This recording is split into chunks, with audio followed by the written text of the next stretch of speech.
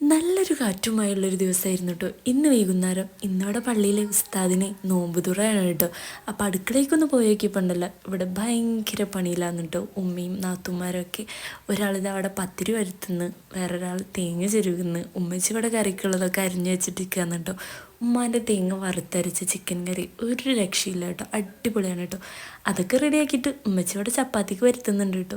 എനിക്കെന്താ പണി വെച്ചാൽ ഞാനിങ്ങനെ വീഡിയോ എടുത്തുകൊണ്ട് കേട്ടോ. ഇവിടെ ഒരാളെ ജ്യൂസ് അടിക്കാൻ ഏൽപ്പിച്ചിട്ടുണ്ട് കേട്ടോ. ഓളും മാങ്ങാണ്ടി നന്നായിട്ട് മുതലാക്കി എടുക്കുന്നുണ്ട് കേട്ടോ. നല്ല ഉത്തരവാദിത്തമുള്ള കുട്ടി.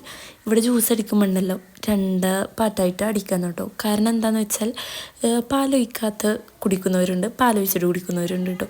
അനിയൻ ഗൾഫ് പോകണോണ്ടേ ഓനിതാ കുറച്ച് ഡ്രസ്സും കാര്യങ്ങളും എടുത്തിട്ട് വന്നിട്ടുണ്ട് കേട്ടോ.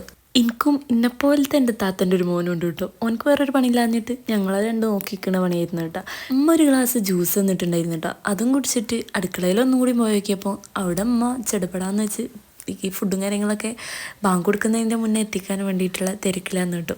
ഫുഡ് മക്കളെടുത്ത് പള്ളിയിൽ കൊടുത്തു വിട്ടു കേട്ടോ. എന്നിട്ട് നമ്മളും കഴിച്ചു. ഇന്നത്തെ വൈകുന്നേരം അടിപൊളിയായിരുന്നു കേട്ടോ.